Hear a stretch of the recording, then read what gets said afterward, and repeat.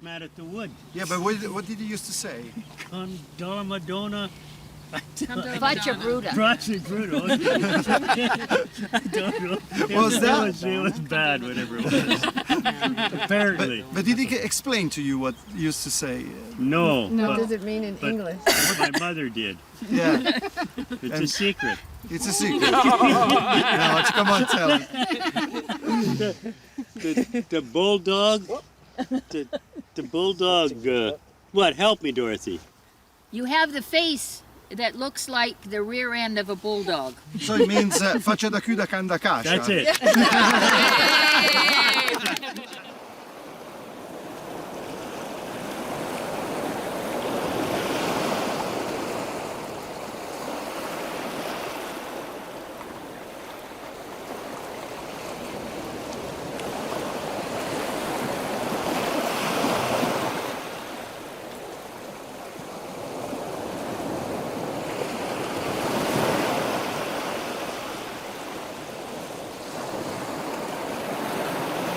Since living in Ticino had become extremely difficult, almost unbearable, due to the low wages and to the fact that I had even lost my job, one day I decided to emigrate, although later I came to regret it.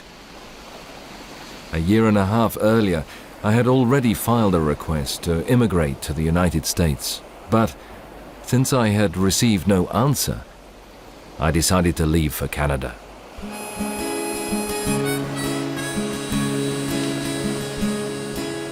Man walking along the railroad tracks, going someplace where there's no going back. Our patrol choppers coming up over the ridge, hot supper and a campfire under the bridge, shelter line stretching around the corner. Welcome to the new world order.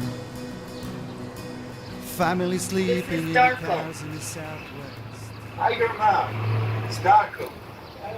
Nice to see you. How are you? Pretty good. Very good. I was wondering how you look at this day with your older now. Yeah, I'm a bit older. I got a gray beard. So when you should try to learn English when you're a little boy. You could never get GH and you just it's free. They speak English, my little boys. They speak English as well. How do you say woman in Shuswap? Women? Yeah. No. Man? You have to drag your tongue Yeah. here.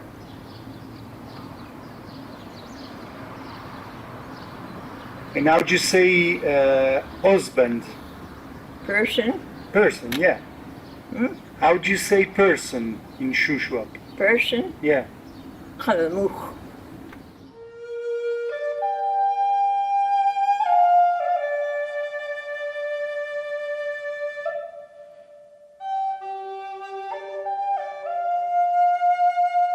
Tell him something about himself Himself? in Shuswap. The husk. The husk. Beautiful face.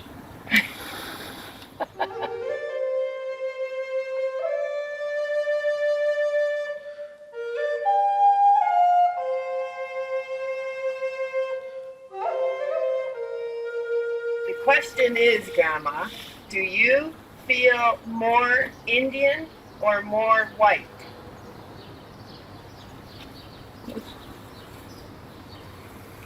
I think it's more Indian.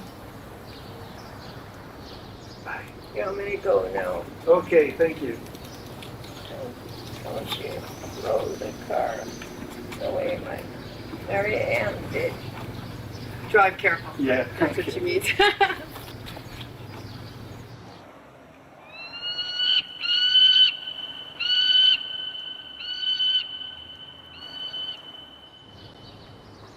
La loro storia mi ha sempre affascinato, questa storia di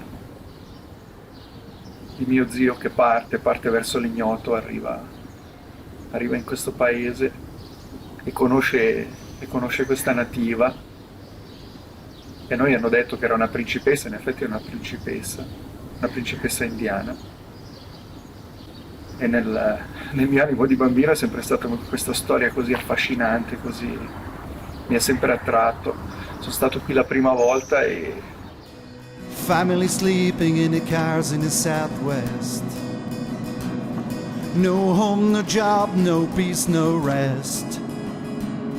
Well, the highway is alive tonight. Nobody's kidding nobody about where it goes. I'm sitting out here in the campfire light, searching for the ghost of Tom Joad. It puts a prayer book out of a sleeping bag. Here's Father's suitcase that he came to Canada with, and his diary. We're hoping that you're going to read this and translate it for us into English. We don't know what it says.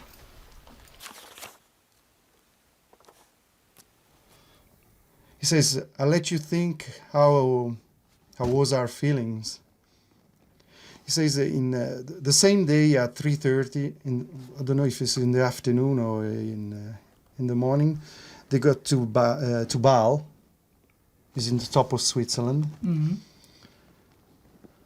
And they got off the train, they went around, and then they went to the office of the Canadian Pacific. Another 8 days out at sea, cheered by a strong wind. But then also there were 3 days in which people got seasick and were unable to eat or drink anything. Many were bedridden for the entire crossing. I, on the other hand, loved being at sea, with its blue waves.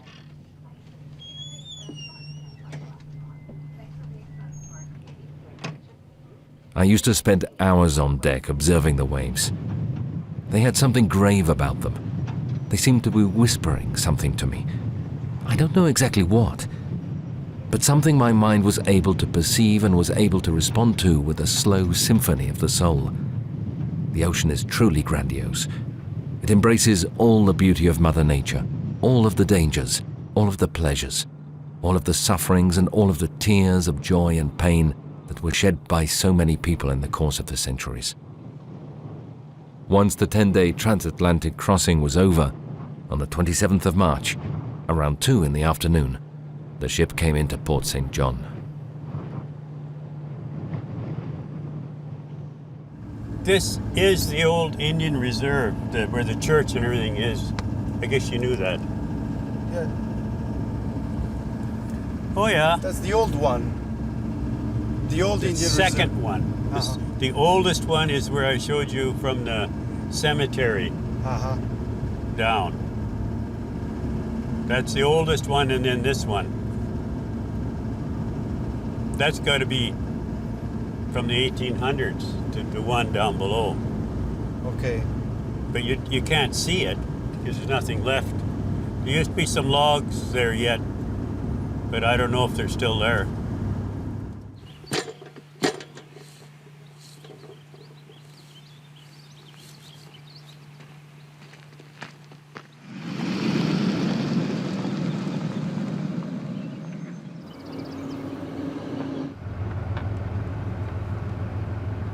Okay, that's home. Okay. Home sweet home.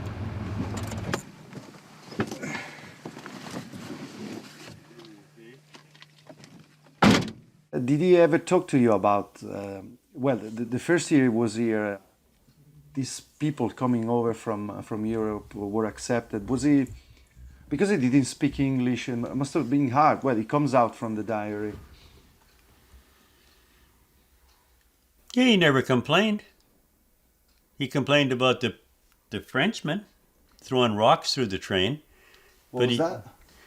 When they come off the boat And then they got on the train, and they went through a cut with the train, what would you call it, Yeah. And he said the Frenchmen they didn't want the immigrants in Canada. And he said they threw big rocks through the train windows. And he said they were all hiding under the tables and under the benches. He didn't want to be here too bad then. But the train didn't stop. It just kept going. Oh, that's when they must have been going through Quebec then. Yeah, through there somewhere. On the way to Winnipeg. Or out of Winnipeg. No, on the way to Winnipeg it would have been. Yeah, he's told that a few times. And he told some stories about riding on top the boxcars. Yeah. That was because didn't you have any money? Job. No job. So. And no money. Well, I guess there was thousands of men looking for work then. Well, that would have been the beginning of the Depression. Family sleeping in the cars in the Southwest.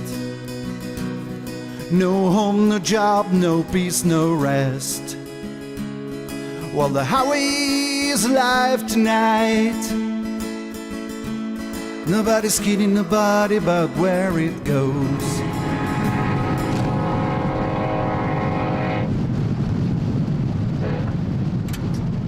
At 7 o'clock in the evening, we took a direct train to Winnipeg. On the train, like out at sea, my imagination started wandering in seeing the places where bloody battles had been fought against the famous Red Indians, where streams had turned into bloody rivers, where the hand of the white man, whose power is on the rise, had felled entire forests to make room for large cities, which from morning to night deafen us with their uproar, the noise of trains, and where already now there are people who are wealthy and others who are starving to death. After a 4-day train ride, we finally reached Winnipeg.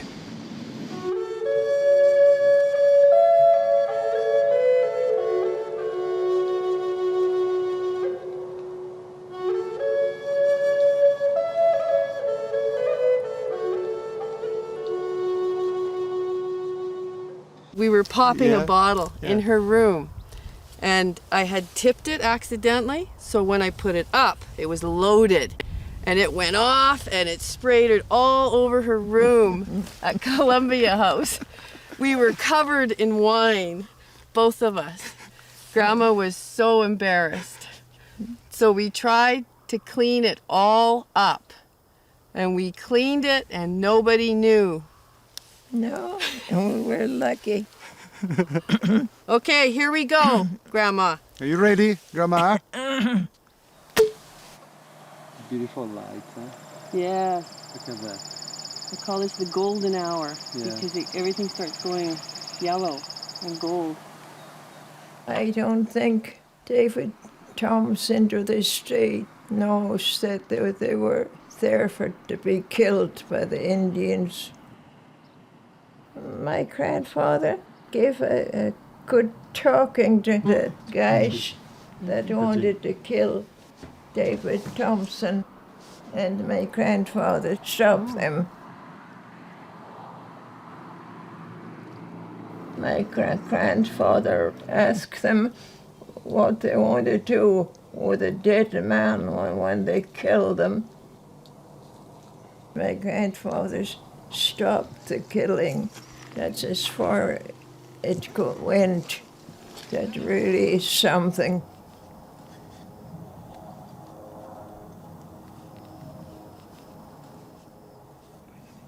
Are you cold? No, I'm fine. Oh my, you're warm. She had a very hard life growing up because they were sent away to the native school, and they were schooled for 10 months of the year at the native school and only home in the summer for 2 months. And it was very harsh. And she always said that she went to school and she knew nothing, and when she came out, she knew less. She really was against the native school. They were very, very harsh, the nuns and priests with them, with all the native children. In which ways it was so hard? Their discipline was very hard. It wasn't a slap, it was a beating that they would get for not obeying the rules. Yeah. And they didn't have much schooling, but they did a lot of praying. Too much religion was forced on them. Yeah. And the boys that went to that school were not educated. They were slaves, like slaves. They worked with the cattle, and they worked the land itself, and it was not pleasant, the school that she went to. And now, how does she remember when she describes that period in the... Terrible. She does not forgive them. On and on. Work, work, work. Thank you. I'm gonna put a spare one in your sleeve. Okay. You're saying they were beating them. Yes, literally. Yeah. How beating them? What do you mean? Literally with a strap. Actually strap them on their backs, would strap them. If the little people, put them to bed, the little ones, and they would say, that little person has to lay in bed with hands out where they can be seen, because if the little people's hands were under the covers, they were for sure to be doing bad things. And you're talking about 5 and 6-year-olds. They're just little children.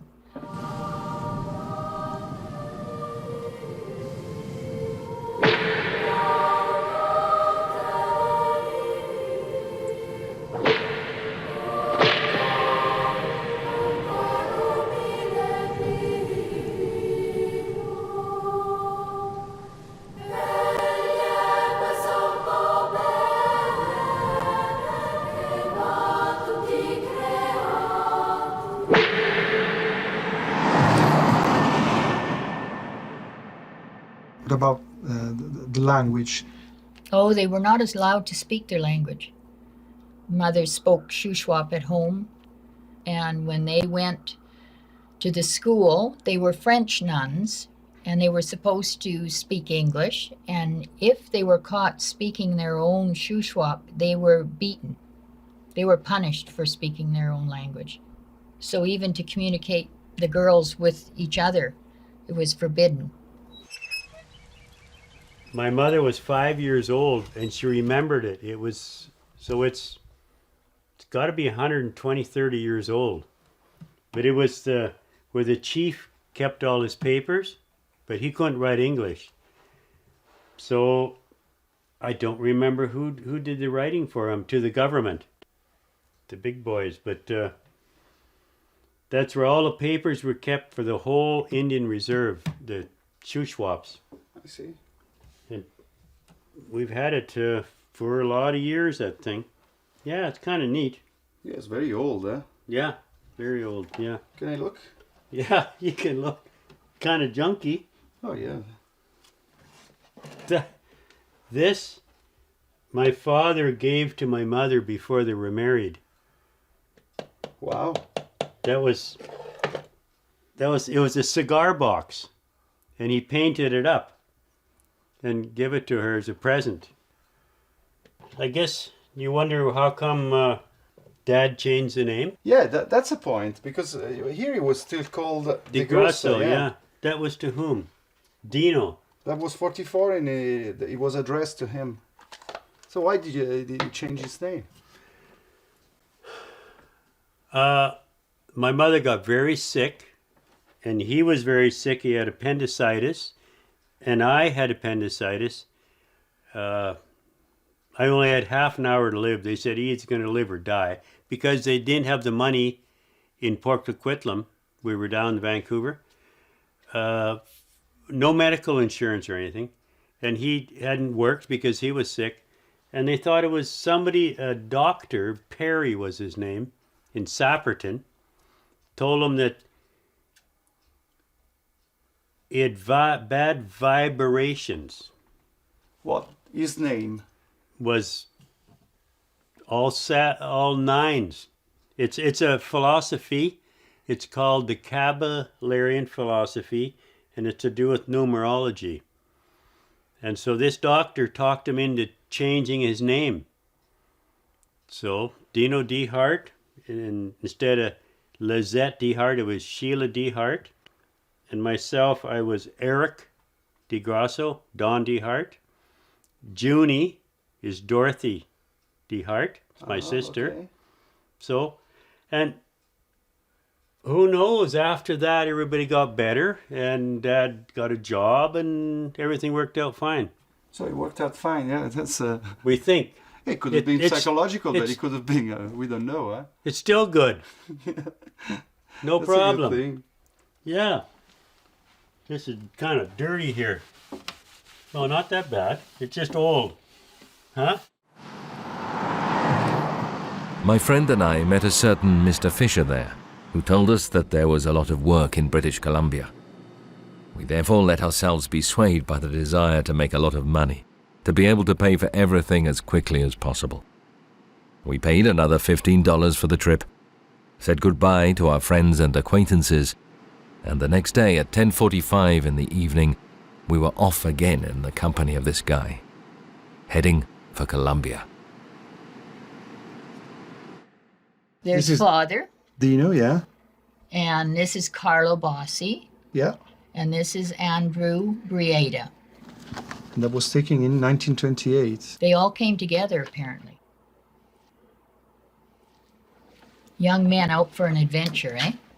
It was hard times in those days, though. Did he work at the canyon coming into Radium? He did. Yeah. He did. He did what they called scaling, where they'd go up in a basket. They would drag them up the side of the canyon in a basket to scale the loose rocks off. One of not his best friend, was holding the rope to hold the basket, which was a little bit scary because who knows if he would have dropped you. He puts a prayer book out of a sleeping bag. Preaches lots of a butt and he takes a drag. Waiting for the last shall be first and the first shall be last. In a cardboard box in the underpass. I used to mend his gloves after supper, and right after supper I start way into the night. I used a lot of coal oil because we had those lamps, and until I cannot see in the dark, and I'll be up early in the morning to get him ready for work. We know you looked after Grandpa very well. Well, and I was always proud of him too. I don't know whether my handwriting is legible. I can't write any better. I don't have a table, and I have to write on my knees, and then my hand is exhausted from work. To you And to you as well. and you. Thank you, and you. When did the Indians start to drink booze? Bruce? Yes. Well, ask our government. That's a dirty mistake of the just imagine when my grandfather have something new, he has to try it before he give it to his people. And here our government, they let them have things that are dangerous to their life. Oh, it was so terrible. Have you seen drunken Indians? No, I've never seen one. No? No. Oh, they're awful.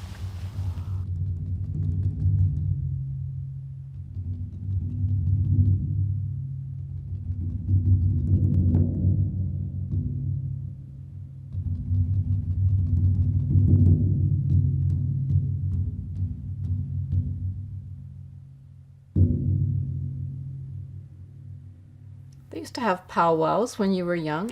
Well, the last powwow was right here. Yeah. Real Indian powwow. Horses and big fire and dancing around. That's Here, what do you mean here? Here? right in the field here. Yeah. Yeah. Okay. There was no house or anything. Just the old shack, we call it. Yeah, so that would have been in the 40s?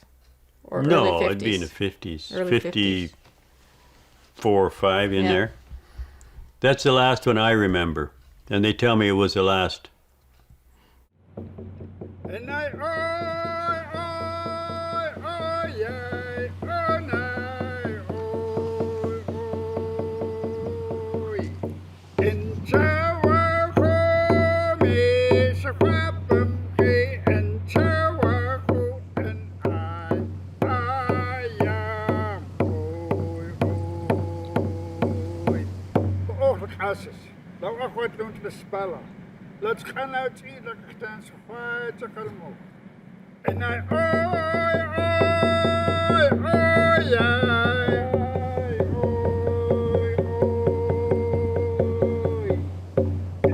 I remember Grandma saying once that she wasn't proud of the native today because she said, I don't recognize my people, how they like now. Yes, they're not good workers anymore. They have slipped into drinking, and there's drugs, and the young people maybe aren't as productive as she remembers young people were in her day.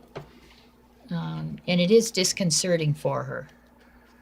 Why do you think they became like this? Do you think that school period, that the way they've been treated in those days could have had It was influence? very hard for them, the young people, to be assimilated into the whites' public school. It was very hard for them, and lots of them didn't end up finishing school, being well educated, and so then it's hard to compete in the world now if you're not educated. They had a very hard go. I was about 12, and we went to the drugstore, and Mother was standing a little bit in front of me. I was behind, and the girl that was serving us, she said to me, what would I like? And I said, it's not me that's buying, it's Mother. And she had sort of completely overlooked Mother, and because I looked more white, she was going to serve me first, and Mother was going to stand there and wait. And that was the first time I ever actually knew there was that kind of prejudice. But Mother has told us stories of her own mother going to Cranbrook and going in a restaurant, was going to have soup with the children, and was literally taken by the hand, escorted out on the street, that she was not welcome in the white establishment. So prejudice is there. It's alive and well. Still today, do you think there's still so? I think that our natives are not treated as equal as they should be. So I think it is evident. Hi, Shilan. Hey. How are you? Nice Made to it see again, you. eh? Good Yeah. trip? Good trip all around, Mother? Yes. Holy beautiful. I'm going to go out back. Yes, I'll just be When I was born, my Italian grandmother from my father's side had come to see the new baby. I was born here in Invermere at the Invermere Hospital. And her comment to my mother as she was looking through the window at me, because there was other babies there, she said, "Oh, she's an Indian baby." And she turned around and left. And my mother was so heartbroken over that. And I never felt that closeness to my nanny. It was always like I was not accepted because of that, I suppose. She had she did not care for natives, and that's how she was. Very set in her ways. The Italian blood, of course, was everything, and her boys were everything.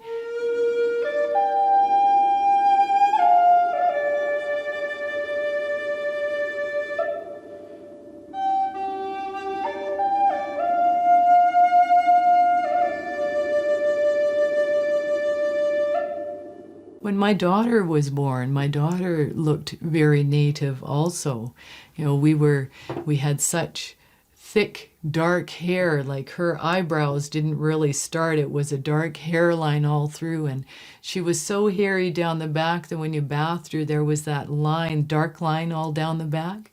And my mother often commented that that is just how I was as a baby also.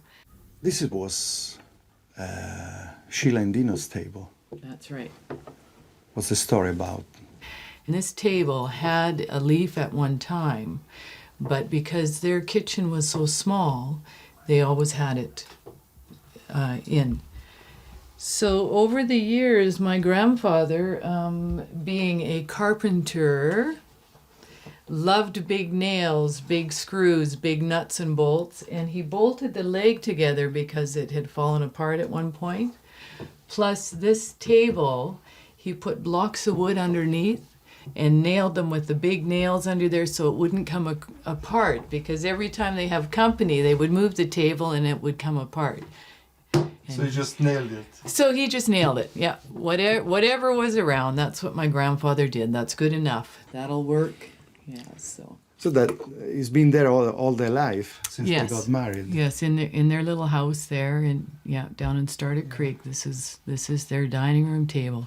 Lots of conversations, lots of wine and eats and entertaining.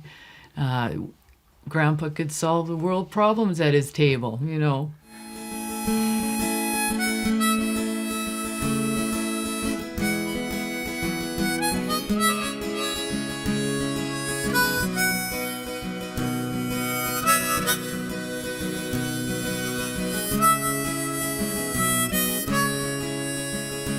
Now Tom said.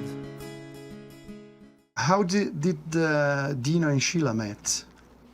I think they just met as young people. They all would go to dances together and they worked together. They would see each other in passing, and she must have just caught his eye. He always said she had the best legs in radium, so. Sheila had the best legs. Yes, he always said that. And He's a here she is. charmer. He was a charmer. That's like all the DeGrasse men are. You think so?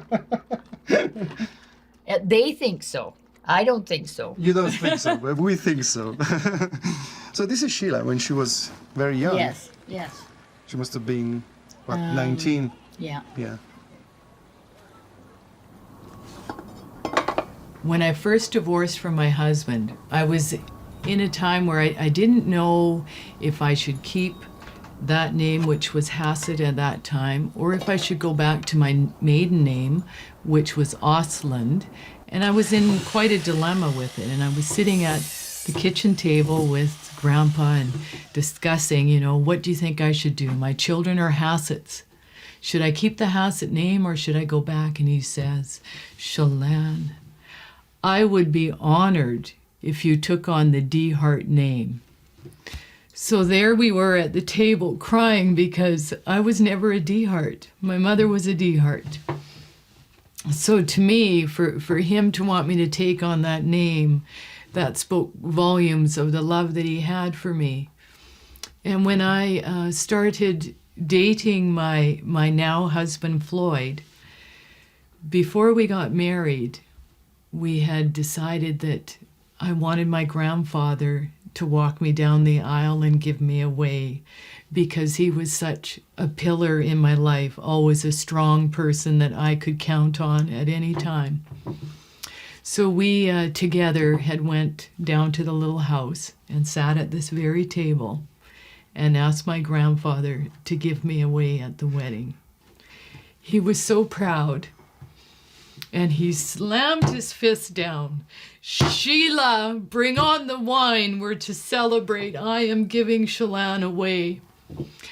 And at that time, my grandfather was quite sick. He had prostate cancer. This was in 1993. April 3rd is when Floyd and I were married. And he said, I am going to tell the doctors that I am not taking my chemo before that because I am not going to be sick for my granddaughter's wedding. I am walking her down the aisle. So I cherish that time, and those days because Grandpa passed away October of 93, October 11th. So we didn't have a lot of time with him after that, but he was always there for me. It was very special memories of my grandparents.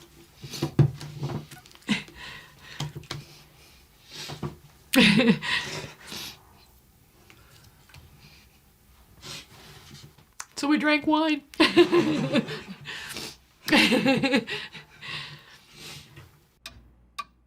A month has gone by, and my diary has always remained locked up and forgotten in my suitcase. Now, something that only happens once in life makes me pick it up again. A letter informed me that our father was getting worse every day, and that the end was imminent. I already knew that our father had always been sickly, but when I left home I had done so in the hope of re-embracing him. And now, after only 7 months, I have had the misfortune of receiving news of his passing away. He has left us much too early, when we all still needed him. I still see him, already pale, on the day of my terrible departure. I just said goodbye quickly and left. Who knows what he must have thought? Perhaps that his son did not love him. But if a God truly does exist, only he knows the enormity of the sacrifice I imposed on myself and that I am now experiencing, the end of which I cannot envisage. Sleeping on a pillow, solid rock, bathing in a city aqueduct. Well, the highway is alive tonight. Where he's headed, everybody knows. I'm sitting out here in the campfire light, waiting on a ghost of old Tom Joad. If I do win this battle, then I will go back to my loved ones. Only then will I be able to take my revenge on those who would have wished me dead. But I am alive, despite them.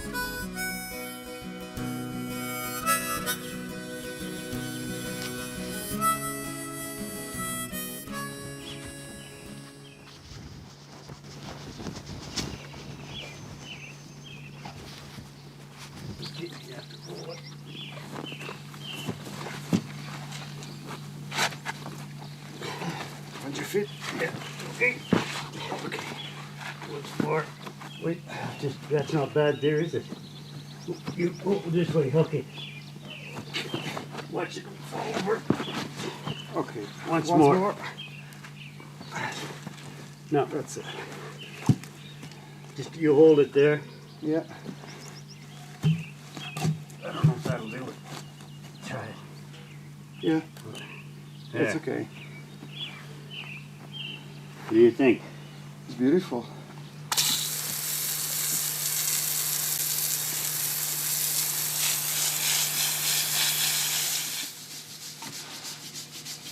I wonder if that'll come out.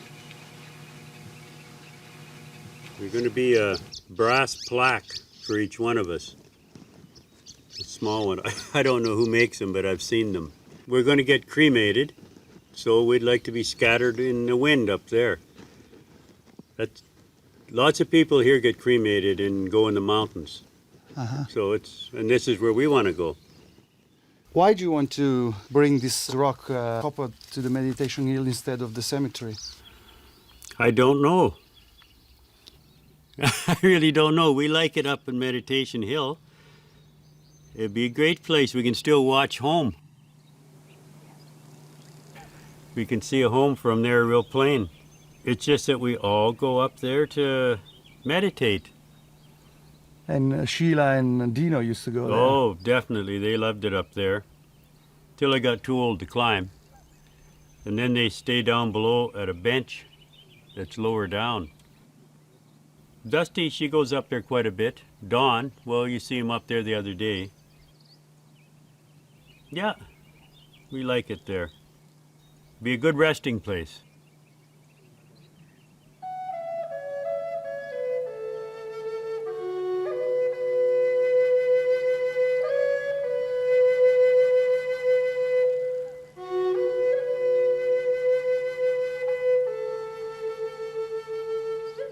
how was the ceremony for Dino when you laid the ashes up here? It was a really nice day. Dorothy came from Merritt, and my dear wife and Dusty. I don't know where Don was, but we he wanted up here, so we brought him from the house. We all walked up, and we took him up and said our last farewells. And it was windy, so you throw the ashes up, and they're all over the hill up here, I guess. So that was his last wish, to be here. Then we said our prayers again and walked back home. Kind of sad, I'll tell you. Oh, Pops, yeah.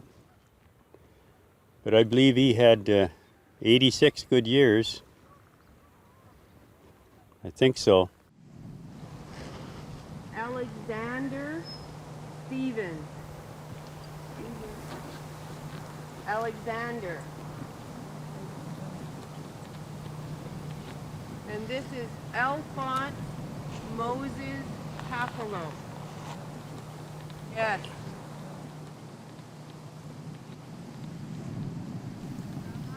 This is your mother.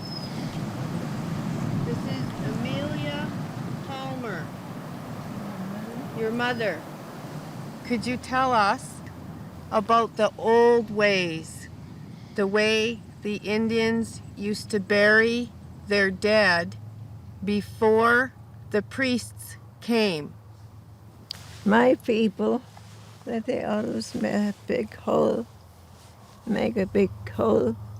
and that they put the body in there and have it's like a canvas on their bodies, and then they put the soil until it's full, 6 feet, they used to say. And some people that stay at night, they say they can see the dead people's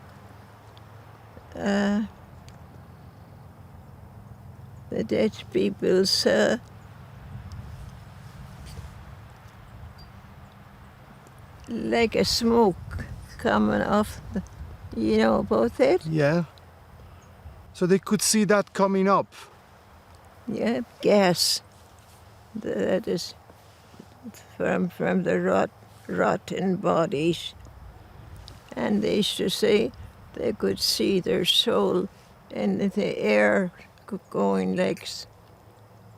But somebody told him that it was that dirty smell, a gas, you know.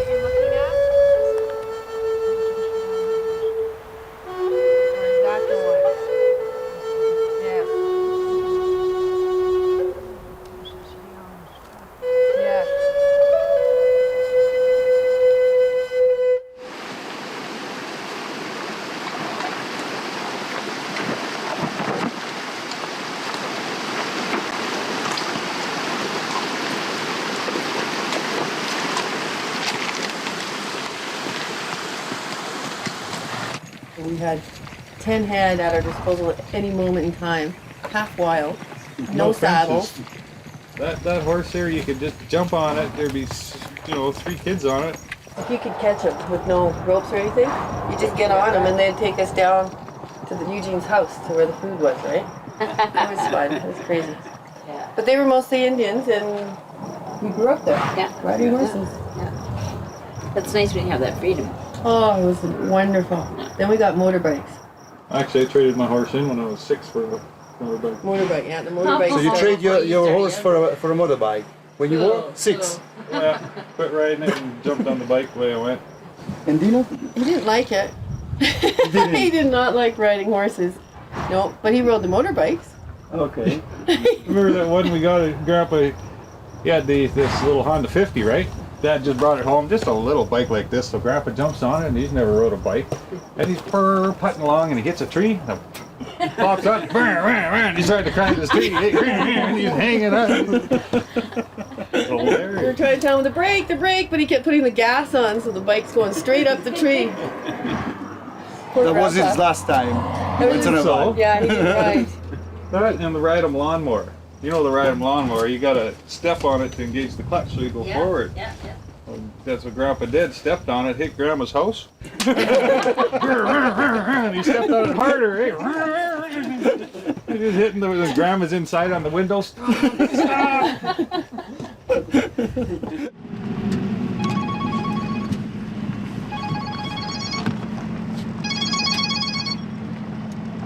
Hello. Oh. Well, I sure wanted to, but these fellas here, they were with Slaney all day. So I'm gonna fire up the sweat lodge and I'm gonna cook dark.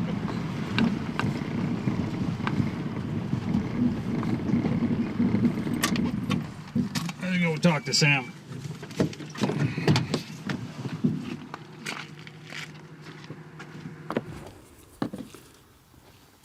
Yeah? I bet she's important also for you, Sheila. Absolutely. Yeah. I go see her once a week and learn one new word every week, eh? Ah, she's teaching you Shushwap. Yeah, of course. How were they together? What kind of relation they had? A little different, I would say. A little different. There's still, you got Granny and you got Grandpa, and they came together for the family. But living together, they had different lives, very separate. Yeah. But were they, I don't know, passionate? They were. No, just doing their own thing. You know, Granny would do her thing and Grandpa would do his thing, and didn't meet in the middle very often. If you know what I mean. Dino, before he immigrates, did he have any stories about it? Why he came over and all these things? Never shared anything with me much. No, but the only words I get from Grandpa was a birthday card once a year. And he'd do that real fancy writing, you know, just beautiful. I've got all those cards at home, but he didn't talk much. Not much at all. Very quiet guy. So, you know, I got most of my learning from Granny. So I'd be in the garden with Grandma, or we'd be, she'd tan hides there. She taught me how to tan hides by hand, you know. Use the brain of the animal, and you gotta pee in the bucket and use ashes and all that. So I didn't hang around with Grandpa much. I don't think he liked kids. So I was with Granny most of the time.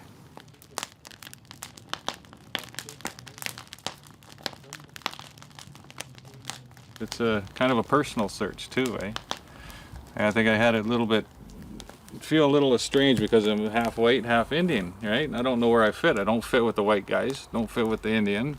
So I'm kind of stuck in the middle. So I just take the best of both, you know, so I start sweating, and this 13 years sweating with Sam here.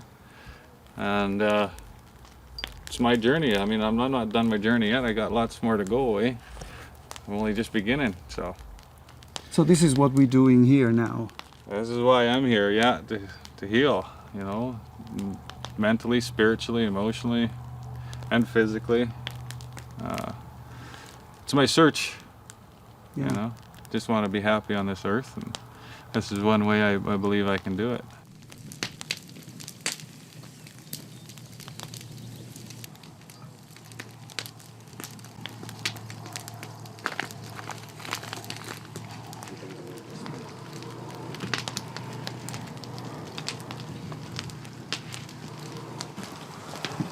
And what's this that you put there on the branch? The tobacco type. It's an offering. You give more than you take, so you got to give something towards the creator. So we offer tobacco. It's always been, there's the pipe with the ceremonial drums, etc., and every time you sweat, you offer something.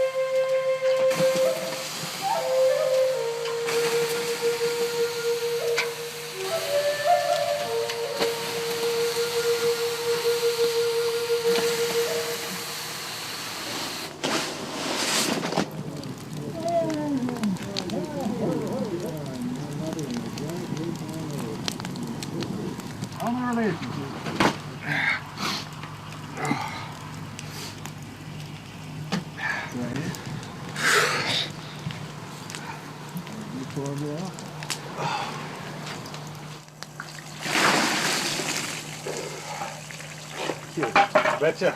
Clean as a whistle when you're done.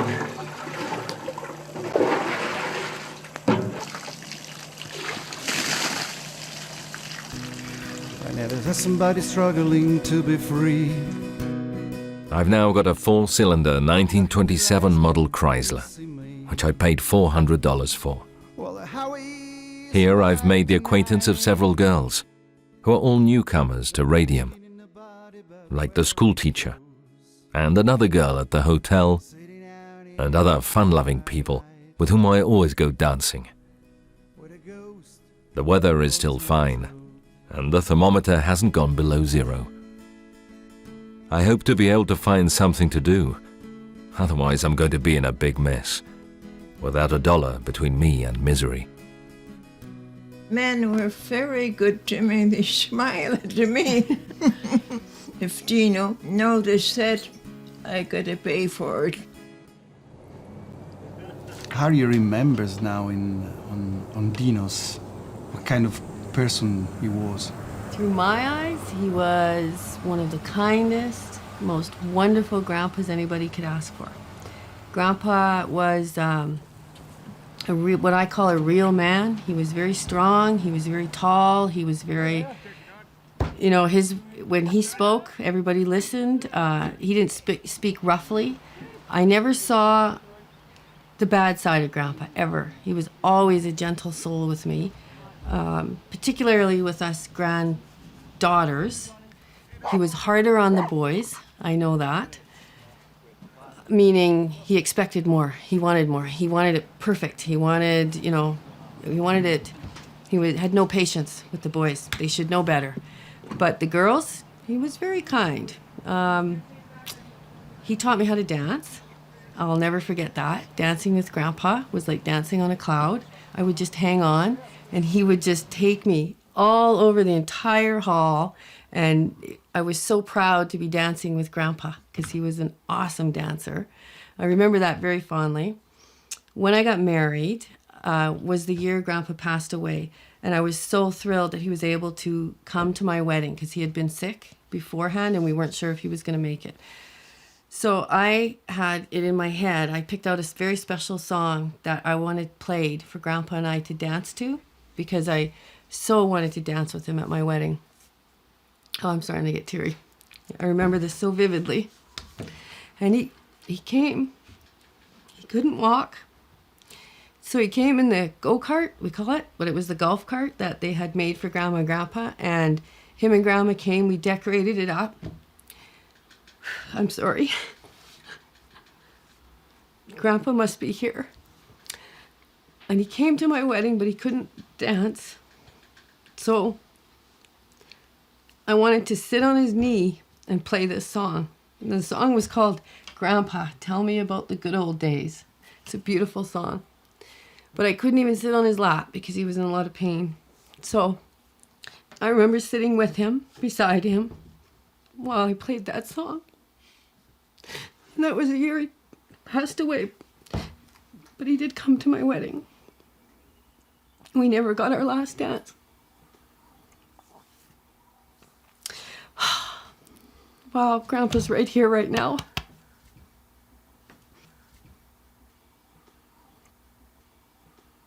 And how the two work together, Sheila and Dino?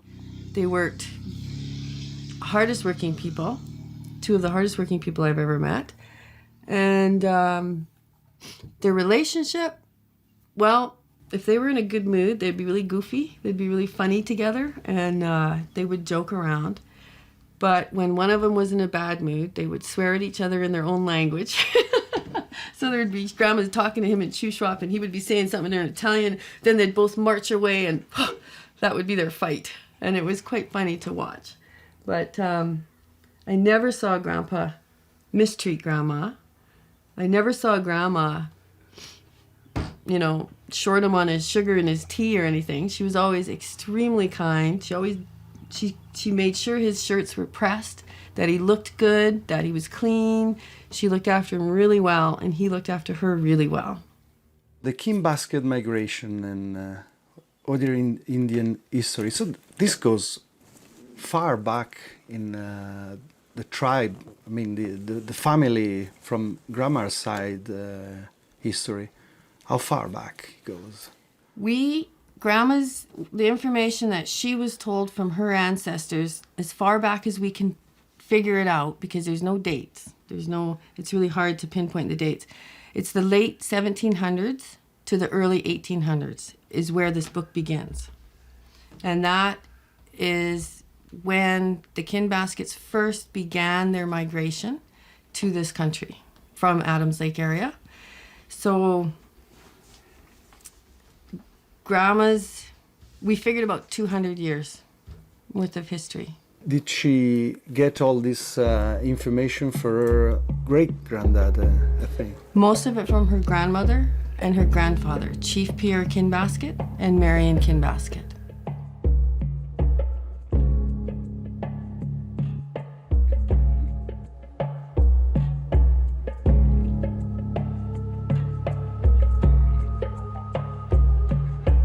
The migration. This is the way it started.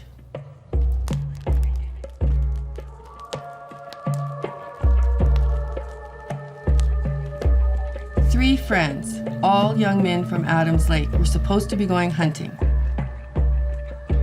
Every other year or so, young men would go hunting for long periods of time.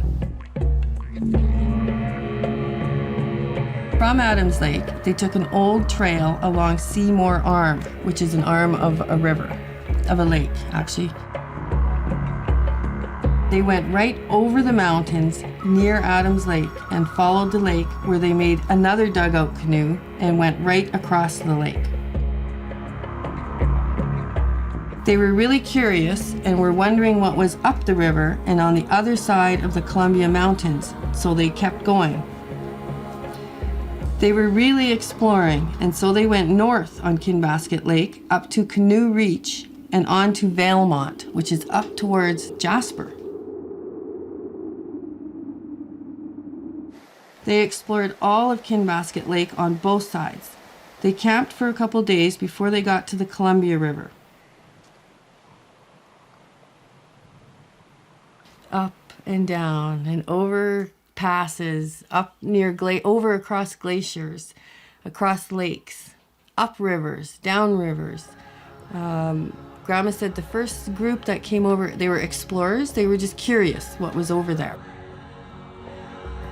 So they explored, and Grandma said it was probably about 2 years before they came back.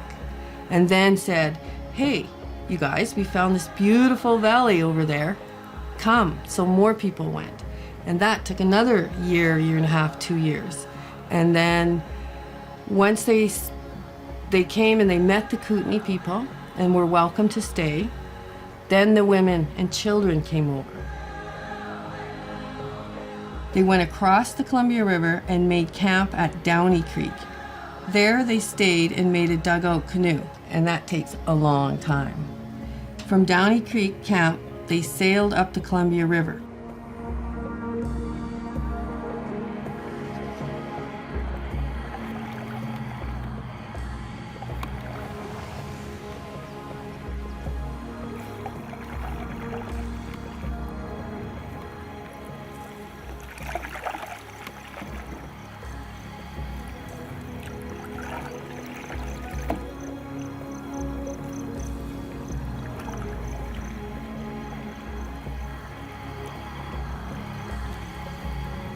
And this canoe is a dugout, an original dugout canoe. So some of them would be bigger and smaller, but that would be very, very similar to the exact ones they used in the migration. Because when they came to a river, they would build it, camp, because it would take days and days, build it, cross the river, leave it, and keep on their journey. And when they got to another river, they would build another one and leave it. This is a sign that Grandpa Dino made when he was helping Grandma build this whole display. And he made it to resemble a tanned hide, the way the Indians tanned their hide. So they would make a really strong frame and then weave this hide onto here and stretch it out so it's really tight. And so this is his writing. These are his pictures. And this is real buckskin that's been tanned. So Grandpa Dino did that. That's Good job, huh? So nice to see that. Yeah. It's been around for a long time.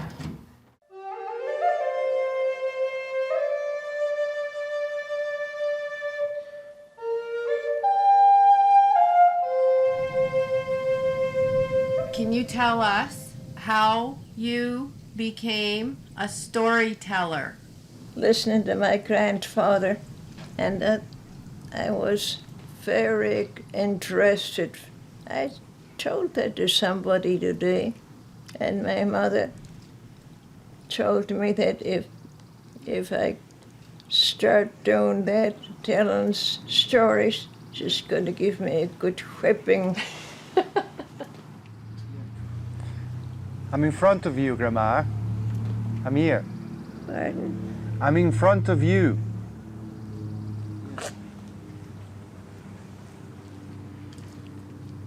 So, goodbye. Bye for now. Bye for now. Hope to see you again. See you later. Yeah.